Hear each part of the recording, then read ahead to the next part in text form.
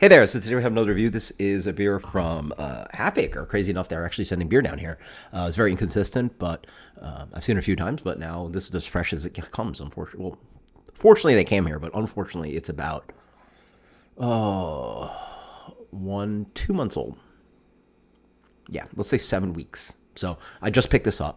Again, I told you one of the tricks, like especially go something like Total Wine or something. They each beer they have to print like a ticket, like hey, this is Half Acre. Here's the descriptor we found on Untapped or whatever the website is, ABV where it's from, and then on the bottom you get this little bit. You get to see when that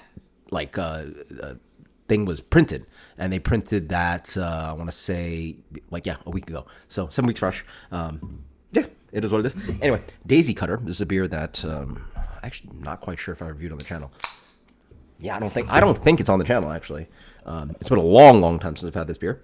And if you guys don't know, this is a very important beer. It's based out of Chicagoland, from Half Acre. Half Acre is sort of like the second. So there's like multiple waves of craft beer that happens throughout the country and certain cities. This is I believe a second wave brewery. Daisy Cutter has existed since 2009. I believe the brewery's even older than that, but not early, right? I think like the older breweries would be like Metropolitan and like Goose Island. You guys are Chicago people. You let me know. But you got Half Acre, you got Revolution, and then you got more and more new guys coming up, right? So this is just a classic American style pale ale. They don't really do that anymore because certain about Ida Pale Ale is really like the most accessible one, and it's just hard to find any commercial examples. Dale's Pale Ale is almost an IPA in my mind, so it's a few far between. And so let's see how this guy turns out. Beer comes in medium deep gold color, got a little color to it, but probably a little lighter than Sierra Nevada Pale Ale. Rocky-ish, kind of ugly looking head on the nose. Not much going on. I smell a little malty sweetness, a little bit of dank, a little bit of floral hop character, nothing too specific, and yeah, cheers. I even have it pretty warm. Okay, this is a bitter beer. I didn't realize. Actually, I should have realized. I don't have the ABV on this guy. Anyway, it's I think like 5 something. Maybe six at best. Really bland beer. Yeah, I have warmed up all the way. So, first thing notice is there's just a lingering bitterness in the guy. It hits about a third of the palate, halfway palate through.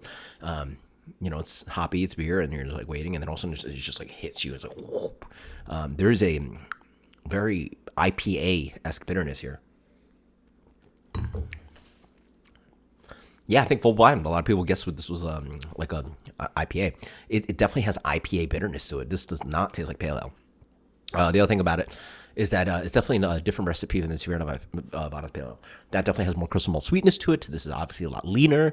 And then this, I find, just a little bit more bitter. A little bit more bitter than Sierra Nevada Pale Ale.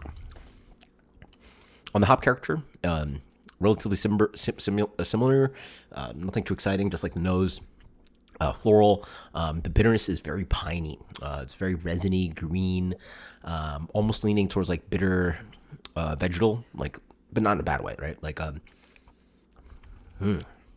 Almost like endive, and it's just a green bitterness, very very green tasting, yeah. And it just hits in the mid palate and just goes all the way through, and it just resonates and grows and grows and grows. So yeah, it's almost like a tiny IPA. Yeah, again, full blind, I would easily guess this was just straight up IPA. Generally, well, then I guess the difference. I have a very famous video. My most popular video is, talking about the difference between pale ale, IPA, and double IPA. This one just seems leaner, more bitterness than a pale ale. So yeah, like pale ale will generally have maybe a little bit more balanced malt character, a little less bitterness, obviously a little bit lower in alcohol. This obviously has one of those, a little lower in alcohol, but it's leaner, less malt, and then way bitter compared to pale ale. But then again, the style is pretty ranging. You can't just say like all pale ales have to taste like Sierra Nevada Pale Ale. So this has to be on the bitter end. Like I can't imagine brewing many pale ales that are more bitter than this within the style. So on the edge, you have something a little bit more bitter than other beers. So it is what it is. As for rating, I mean, this is pretty fresh. I mean, 7 weeks. Like how do you I mean, ideally, it's like it's also cold. Well, not cold. Florida is relative, right? Like cold here is like 40 some degrees at night. Right now it's like we're still averaging. It's cool right now in February, and we're still averaging like 70s, and that's cool. It'll hit 80 randomly. So it's like whatever. Yeah, there's really not much going on. I'm gonna tell you. I really want to enjoy this a lot more. I mean, as you drink it more, there's a little bit of like fruity character to it, but it's very nondescript.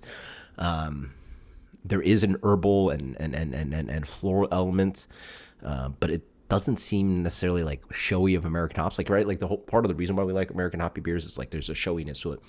Instead, you just get mostly bitterness here, which sort of sings back to like British theme beer, British hop beers. British hop beers don't have that American expressive hop character. Instead, they're more tea-like, herbal, and bitter. Right. This is leaner than the British beers. Those end up a little bit probably higher residual sweetness, but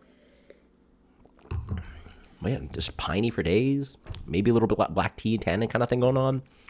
All right, it's very unfortunate. You guys post in comments below what this tastes like fresh, but this is fresh. It's fine. It's fine. It's fine beer. It just tastes like something that maybe like a larger brewery would make. Like Half Acre is obviously like pretty decent size, but I'm talking about like a Goose Island size, like one of those bought out breweries. It just doesn't have like a.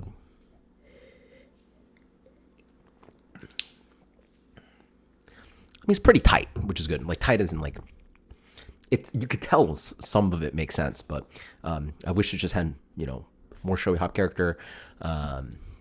It just relies so much on bitterness in this beer. Like, that's the one thing I say about it. Just a very bitter pale ale. 85. Sure. Daisy Cutter, pale ale. It's fine. Bitter. I'm going to drink it. It's fine. But I really wanted this to be, like oh my God, no wonder this is a classic. And I'm really happy to try this right now. That's not where I'm at right now. It's fine beer. I'm drinking it. 85. Cheers later.